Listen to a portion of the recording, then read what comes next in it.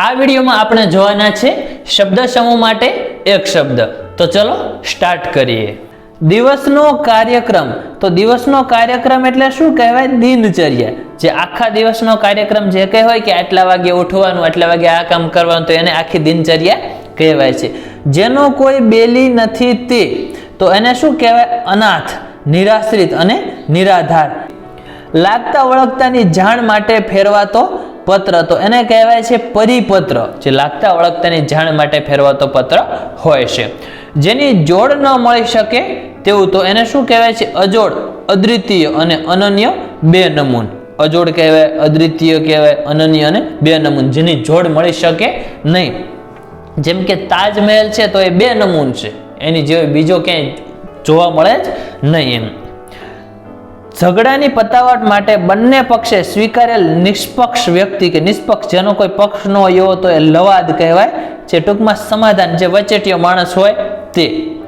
કાયદાથી મના કરેલું, તો એને શું કહેવાય? ગેરકાયદે. જે ગેરકાયદેસર, કાયદેથી જેને મનાઈ હોય એ વસ્તુ ગેરકાયદેસર કહેવાય, ગેરકાયદે. છાપાને ખબર મોકલનાર, તો એને કહેવાય છે ખબરપત્રી અને સંવાદદાતા કહેવાય છે. ત્યારબાદ છે ખૂબ તીવ્ર બુદ્ધિ વાળો, જેની બુદ્ધિ ખૂબ તીવ્ર હોય, તો એને કહેવાય છે કુશાગ્ર બુદ્ધિ. કુશાગ્ર બુદ્ધિ, તીવ્ર બુદ્ધિ વાળો. જીવાત્મા અને પરમાત્મા એક જ છે તેવો વાદ, તો એને કહેવાય છે અદ્વૈતવાદ. બે એક જ છે એવો વાદ, અદ્વૈતવાદ. પોતાની જાત ઉપર આધાર રાખનારું, તો એને કહેવાય આપકર્મી.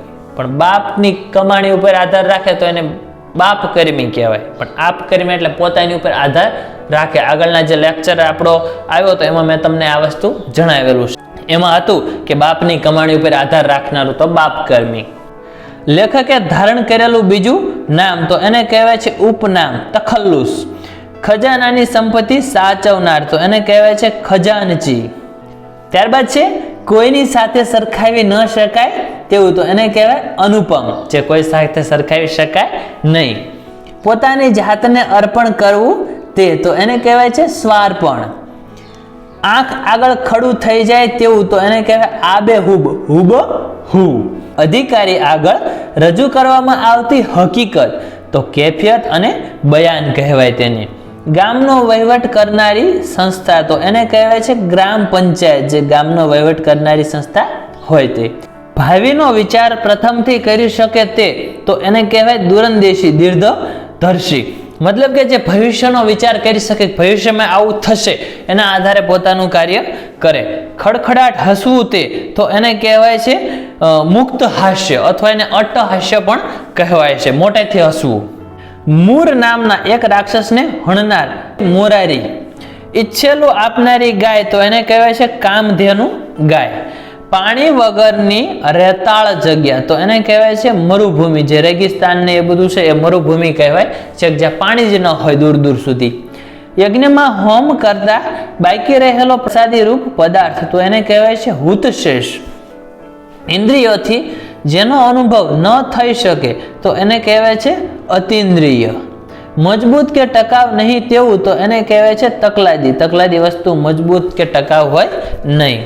કોઈ પણ જાતની ખોડખાપણ વિનાનું પૂરેપૂરું શુદ્ધ, તો એને કહેવાય અણિશુદ્ધ, કે જેમાં કોઈ પણ પ્રકારની કચાશ હોય નહીં. ટાળી ન શકાય તેવું, તો એને શું કહેવાય? અનિવાર્ય. અનિવાર્ય એટલે ચોક્કસપણે આપણે કહીએ કે લેસન વિદ્યાર્થીઓને અનિવાર્ય કરવાનું છે, તો એ ટાળી ન શકાય એવું. હાથીને કાબુમાં રાખવા વપરાતું સાધન, તો એને કહેવાય છે અંકુશ. અને હાથી હાંકતો જે હોય છે એને મહાવત કહેવાય છે, હાથીને કંટ્રોલ કરતો હોય તે. પ્રથમ નજરે થતો પ્રેમ, તો એને કહેવાય છે તારા મૈત્રક. જે પ્રથમ નજરે પ્રેમ થઈ જતો હોય છે. આંખના ખૂણામાંથી જોવાની મોહક રીત, તો એને કહેવાય છે કટાક્ષ. આંખના ખૂણામાંથી જે જોવાની મોહક રીત હોય છે, તો એને કહેવાય કટાક્ષ. કહી શકાય નહીં તેવું, તો એને કહેવાય અકથ્ય. અકથ્ય એટલે કહી ન શકાય તેવું. વણ તૂટેલા ચોખા, તો એને કહેવાય અક્ષત. જે તૂટેલો ચોખ્ખો ન હોય, વણ તૂટેલો, તૂટ્યા વગરનો. એકની એક વાત વારંવાર કરવી, તો એને કહેવાય શિષ્ટપેષણ. શિષ્ટપેષણ ન્યાય પણ આવતો હતો. દળેલું દળવું, દળેલું ફરીથી દળો, તો એને એકને એક બીજી વાર થયું કહેવાય. ગુણ આપે તેવું, તો એને શું કહેવાય છે? ગુણકારી. કે જે ગુણ આપતું હોય તેવું, તો એને કહેવાય ગુણકારી. અસ્ખલિત વહેતી વાણી, તો એને કહેવાય છે વાગધારા. પ્રણામ કરવાની વિધિ તો એને કહેવાય છે પાય લાગણ. જે પ્રણામ કરવાની, પગે લાગવાની ચોક્કસ જે વિધિ હોય છે એને કહેવાય છે પાય લાગણ. જરા વારમાં નાશ પામે તેવું તો એને કહેવાય છે ક્ષણભંગુર, કે જે થોડીક વારમાં જ નાશ પામી જાય તેવું હોય તે. મોટી ઉંમરનાને અપાતું શિક્ષણ તો એને કહેવાય છે પ્રૌઢ શિક્ષણ. આકાશ અને પૃથ્વી જ્યાં મળતા દેખાય છે તે રેખા એટલે કે ક્ષિતિજ. આપણે જોઈએ તો દૂર દૂર સુધી તો આપણને આકાશ અને પૃથ્વી જે છે એ મળતા દેખાય તો એને કહેવાય ક્ષિતિજ. અગાઉથી ભવિષ્યનો વિચાર કરી શકનારી બુદ્ધિ તો એને કહેવાય છે અગમ બુદ્ધિ. લગ્ન વિધિ કરવાનો મંડપ તો એને કહેવાય છે માહિરું. આગળ વધતા પહેલા પાછળનું જોઈ લેવું તે તો એને કહેવાય સિંહાવલોકન. બધી દિશામાં વિજયને વરેલું તો એને કહેવાય છે દિગ્વિજય, મતલબ કે બધી દિશાઓમાં જેનો વિજય થયો હોય. ચાલતા ચાલતા વારંવાર ઊભું રહી જનાર તો એને કહેવાય છે અડિયલ. ઈચ્છા અનુસાર સઘળું આપનાર વૃક્ષ તો એને કહેવાય કલ્પવૃક્ષ. કલ્પવૃક્ષ પાસે એમ કહેવાય છે જે માગવામાં આવે તે એ વૃક્ષ આપે છે, આવું પુરાણોમાં છે. વનમાં ઋષિ મુનિઓનું નિવાસ સ્થાન તો એને આશ્રમ કહેવાય છે. શરીરને 3 સ્થળે વળાંક આપીને ઊભા રહેવાની રીત તો એને કહેવાય છે ત્રિભંગ. આવું બાબા રામદેવ કરતા હોય છે. બાળકથી માંડીને વૃદ્ધ સુધી તો એને શું કહેવાય છે અબાલ વૃદ્ધ. બાળકથી માંડી અને વૃદ્ધ સુધીના બધાનો સમાવેશ થઈ જાય છે એમાં. ભારત બહાર સંસ્થાઓમાં લઈ જવાતા મજૂરોનું કરાર પત્ર તો એને કહેવાય છે ગિરમિટ. સ્વાર્થ સાધવા સાધુતાનો ઢોંગ કરનાર તો એને કહેવાય બગ ભગત, અથવા એને ઠગ ભગત પણ કહેવાય છે, કે મુખમાં રામ અને બગલમાં છુરી. થાક લાગ્યા સિવાય તો એને કહેવાય અથાગ. ત્યારબાદ છે વૃદ્ધાવસ્થામાં કે મૃત્યુ ન આવે તેવું. વૃદ્ધાવસ્થા એને ન આવે અને મૃત્યુ પણ ન આવે તો એને શું કે અજરામર. એને કોઈ દિવસ વૃદ્ધ પણ ન થાય. દેવતાઓ કોઈ પણ દિવસ વૃદ્ધ પણ નતા થતા અને એમનું મૃત્યુ પણ નતું થતું, તો એ અમર હતા. લોકોમાં કીર્તિ મેળવવાની ઈચ્છા તો એને કહેવાય લોકેશણા. ઘેર ઘેર ભીખ માંગવી તે તો એને કહેવાય છે માધુકરી. બીજી વાર પરણનાર તો એને કહેવાય બીજવાર. બીજવાર એટલે બીજી વાર પરણનાર. પતિને સ્વાધીન રાખનાર સ્ત્રી તો એને કહેવાય સ્વાધીન પતિકા. જે ઘણા રૂપ લે છે તે તો વધારે રૂપ લે એને શું કહેવાય બહુરૂપી. બહુરૂપી જે અલગ અલગ વેશ ધારણ કરતા હોય છે. પહેલા ગામડામાં આપણે આવતા હતા, એક દિવસ હનુમાનજીનો વેશ લઈને ગામમાં ફરે, એક દિવસ મહાકાળીમાં, એવા અલગ અલગ દેવી દેવતાઓનું રૂપ લેતા હોય છે. 2 બળવાન રાજ્યો વચ્ચેનું નાનું તટસ્થ રાજ્ય તો એને કહેવાય બફર રાજ્ય. તર્ક દ્વારા કોઈ વસ્તુનો નિર્ણય કરવો તે તો એને કહેવાય છે અનુમાન. જેની પત્ની પરગામ ગઈ હોય તેવો પુરુષ તો એને કહેવાય પ્રોસિત પત્નીક. પત્ની મરી ગઈ તે પુરુષ તો એને કહેવાય છે વિદુર. મદિરા જેવી મોહક આંખોવાળી, નશીલી આંખોવાળી તો એને કહેવાય મદિરાક્ષી. એને શું કહેવાય મદિરાક્ષી. મધુર ગાઈ શકે તેવી તો એને કહેવાય છે કોકિલ કંઠી ઉર્ફે લતા મંગેશકર. દૂરથી વસ્તુઓ જોવાનું યંત્ર તો એને કહેવાય છે દૂરબીન. સત્યને ટકાવી રાખનાર દેવી તો એને કહેવાય ઋતમ ભરા. આહાર બંધ કરવો તે તો એને કહેવાય અનશન. ઉપવાસ ઉપર બેસી જવું. પતિએ ત્યજી દીધેલી સ્ત્રી તો એને કહેવાય ત્યક્તા. સ્થાન પરથી હટાવી દીધેલ વ્યક્તિ તો એને કહેવાય પદચ્યુત. જીવાત્મા અને પરમાત્મા જુદા છે એવો વાદ તો એને કહેવાય દ્વૈતવાદ. ત્યારબાદ છે મીઠું પકાવનારો તો મીઠું પકાવનારાને શું કહેવાય અગરિયો. અગરિયા મીઠાના ક્યારા કરી અને મીઠું પકાવતા હોય છે દરિયા કિનારે. ઓઝલમાં રહેતો સ્ત્રી વર્ગ તો એને કહેવાય છે જનાનો. જાતે રાંધી ખાનાર તો એને કહેવાય સ્વયં પાકી, જે પોતે જ પકાવે પોતે જ ખાય. નવી પરણેલી સ્ત્રી તો એને કહેવાય છે નવોઢા, ન્યૂ મેરિડ. જેનું એક પણ સંતાન ન મરી ગયું હોય તેવી સ્ત્રી તો એને કહેવાય છે અખોવન. મનને હરી લે તેવું તો મનોહર. પતિ સામે કલહ કરી રૂસણું લઈ બેઠેલી સ્ત્રી તો એને કહેવાય છે કલહાંતરિતા. કલહાંતરિતા એટલે ઝઘડો થોડોક કર્યો હોય અને થોડીક રીસાણી હોય. જેનો પતિ જીવે છે તેવી સ્ત્રી તો એને કહેવાય છે સુહાગણ અથવા સૌભાગ્યવતી. પોતાના ધણીની બીજી પત્ની તો એને કહેવાય શોક અને સપત્ની. આવા નામો છે. એક જ વાર ફળનારી સ્ત્રી તો એને કહેવાય કાકવંધ્યા. સંકેત પ્રમાણે પ્રેમીને મળવા જતી સ્ત્રી જે પ્રકારના સંકેતો મળે એ પ્રકારે જાય તો એને કહેવાય છે અભિસારિકા. અભિસારિકા. જેનો પતિ પરદેશ ગયો હોય તેવી સ્ત્રી તો એને કહેવાય પ્રોસિત ભર્તુકા.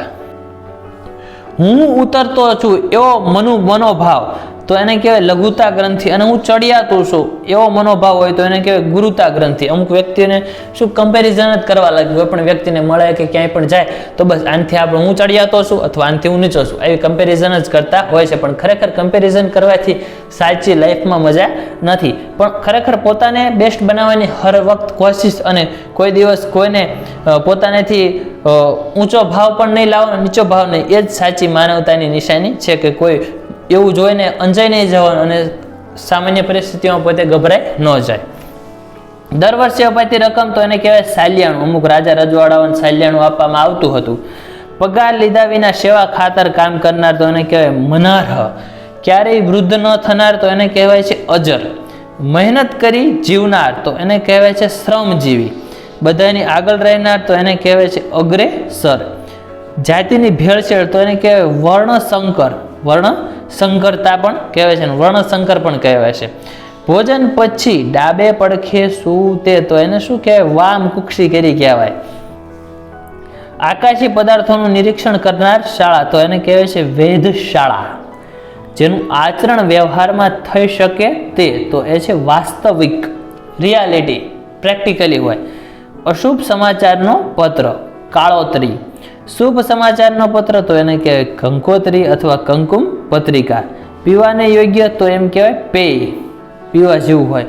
કમરથી ઉપરના ભાગનું ચિત્ર તો એને કહેવાય છે અરુણ ચિત્ર. જે કમરના ઉપરના ભાગનું ચિત્ર છે એને અરુણ ચિત્ર કહેવાય છે.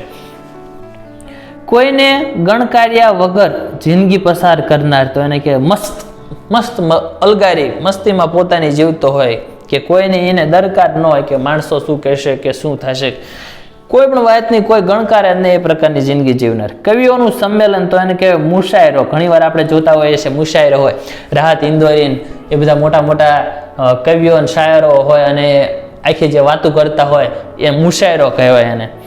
વ્યાપારીએ રાખેલ વાણોતર તો એને કહેવાય ગુમાસ્તો. જગતનું નિયંત્રણ કરનાર તો એને કહેવાય જગત નિયંતા.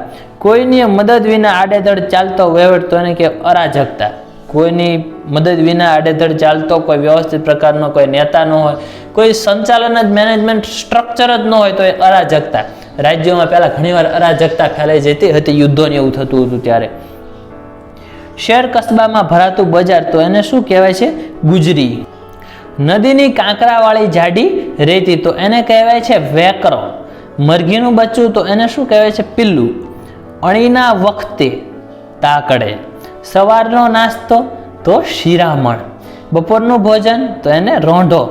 આગળ જણાવેલું તો એને સદર, સદરહો અને પૂર્વોક્ત અથવા ઉપરોક્ત પણ કહી શકાય છે. ચડતા લોહીનું તો એને કહેવાય છે નવ લોહીજું. યુવાન છે એ કેવો કહેવાય ચડતા લોહીનો, કારણ કે એનામાં લોહી ચડતું હોય છે એટલે નવ લોહીજું કહેવાય છે. જેનો સ્પર્શ કરવાને લાયક ન હોય તો એને કહેવાય અસ્પર્શ્ય. અઠવાડિયે 2 વાર પ્રગટ થતું પત્ર તો એને કહેવાય અર્ધ સાપ્તાહિક. દર અઠવાડિયે પ્રગટ થતું પત્ર તો એને કહેવાય સાપ્તાહિક. 15 દિવસે પ્રગટ થતું પત્ર તો એને કહેવાય છે પાક્ષિક. મહિને પ્રગટ થતું પત્ર તો એને કહેવાય માસિક. 6 મહિને પ્રગટ થતું તો એને કહેવાય અર્ધવાર્ષિક. અડધું વર્ષ એટલે કે 6 મહિના. અને સમયે પ્રગટ થતું તો એને કહેવાય સામાયિક. ચોક્કસીનો સમય પસાર થતું હોય. છપાઈને બહાર પડતું તો એને શું કહેવાય મુદ્રિત. પાણી લઈ જવા બનાવેલી નીક તો એને કહેવાય છે કાંસ. લોહીથી ખરડાયેલું તો રક્તરંજિત. જે લોહીથી ખરડાઈ ગયેલું હોય, યુદ્ધમાં ગયું હોય કે કોઈ પણ કારણોસર તો રક્તરંજિત. અમૃત સમાન વચનો તો એને શું કહેવાય વચનામૃત. વહાણનો મુખ્ય ખલાસી તો એને કહેવાય ટંડેલ. મોહક તેમજ ભૂરકી તો એને કહેવાય છે કામણ મોહિની. 60 વર્ષ પૂરા થવા તે તો એને કહેવાય છે ષષ્ઠી પૂર્તિ. 100 વર્ષ પૂરા થવા તે તો એને કહેવાય છે શતાબ્દી. મહાન વ્યક્તિનો જન્મ દિવસ તો એને શું કહેવાય છે જયંતી. શિવાજી જયંતી, ગાંધી જયંતી તો આ બધા કહેવાય છે મહાન વ્યક્તિઓ. આપણો જન્મદિવસ હોય તો એને જયંતી કહેવાય નહીં, પણ જે મહાન માણસો હોય એનો જન્મદિવસ હોય તો એને જયંતી કહેવાય. અને વાર્ષિક મરણતિથિ તો એને શું કહેવાય સંવત્સરી. જોઈએ તે કરતાં ઓછું વાપરનાર તો એને કહેવાય કંજૂસ, પણ જોઈએ એ કરતાં પણ વધારે વાપરે તો એને ઉડાવ કહેવાય. આપણે આગળના લેક્ચરમાં એ જોયું હતું. જોઈએ તેટલું જ વાપરનાર તો એને કહેવાય કરકસર્યું. જોઈએ તેટલું વાપરે તો તો કરકસરું, પણ જોઈએ એની કરતાં વધારે વાપરે તો એને ઉડાવ, જોઈએ તે કરતાં ઓછું વાપરે તો કંજૂસ, બરોબર? એટલે કોઈ વાતે સરખાઈ છે નહીં. પણ કહેવાનો મતલબ એમ છે કે આગળના લેક્ચરમાં આપણે એ મૂકેલું છે અને હજી આપણે વ્યાકરણના આગળના બધા ટોપિક એક પછી એક સ્ટેપ બાય સ્ટેપ મૂકવાના છે. આગળ આપણે વિરુદ્ધાર્થી શબ્દો, સમાનાર્થી શબ્દો, શબ્દ સમૂહના 3-4 લેક્ચર મૂકી દીધા છે. હવે આપણે ધીમે ધીમે આગળ હજી કહેવતો છે, રૂઢિપ્રયોગ છે, બધું વ્યાકરણ કવર કરવાનું છે. એટલે જો હજી સુધી તમે આ ચેનલને સબસ્ક્રાઇબ ન કરી હોય તો હાલ જ સબસ્ક્રાઇબ કરી નાખજો, વિડીયોને લાઇક કરજો, શેર કરજો અને તમારા મિત્રોને પણ પ્રિફેર કરજો શેર કરીને. બાકીનું આપણે આગળ હવે ચાલુ જ રાખવાનું છે વ્યાકરણ ને બધું, કારણ કે પરીક્ષા આવે ત્યાં સુધીમાં આપણો પાયો મજબૂત થઈ જવો જોઈએ. કહ્યા પ્રમાણે કરે તેવું તો એને કહેવાય કહ્યાગૃ. મર્મને જાણનાર તો એને શું કહેવાય છે? મર્મી, મર્મજ્ઞ. અસ્થિરતામાંથી નિવેડો લાવે તેવું તો એને શું કહેવાય છે? નિર્ણયાત્મક. જે અસ્થિરતા હોય કે શું નિર્ણય કરવો એ કાંઈ નક્કી ન હોય, એમાંથી જે નિવેડો લાવે તો એને કહેવાય નિર્ણયાત્મક. પોતાની મેળે પ્રકટ થનાર તો એને કહેવાય સ્વયંભૂ. નાટક ભજવવા માટેનું સ્થાન તો એને કહેવાય રંગમંચ અથવા રંગભૂમિ, બંને કહી શકાય. લોકો દ્વારા ચાલતી વાત તો એને કહેવાય જનશ્રુતિ.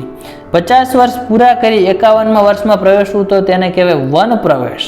પારકા પર જીવનારું તો એને કહેવાય પરજીવી, પરાવલંબી. જે હંમેશા બદલાતું રહે છે તો પરિવર્તનશીલ, જેમાં હંમેશા પરિવર્તન થાય છે. સ્મારક તરીકે ઊભો કરેલો પથ્થર તો એને શું કહેવાય છે? ખાંભી અથવા પાળિયો. જે વ્યક્તિ કંઈક સારું કામ કરેલું તો એની ખાંભી અથવા એનો પાળિયો હોય છે, એની યાદમાં એનું સ્મારક કહી શકાય. એને ભરણ પોષણ મેળવવા દેવ આગળ અનશન કે ધરણું લઈને સૂવું તે તો એને કહેવાય પ્રતિશયન. જેની કલ્પના ન કરી શકાય તો એ કલ્પનાતીત કહેવાય. કોઈ કાર્યનું વિગતે વર્ણન તો એને કહેવાય અહેવાલ અથવા વિસ્તૃતથી વર્ણન કરી શકાય. બનાવની હકીકતનો યથાયથ ખ્યાલ તો એને કહેવાય છે વૃત્તાંત. હાથે લખેલું જીવનનું વૃત્તાંત તો એને કહેવાય જીવન કથા.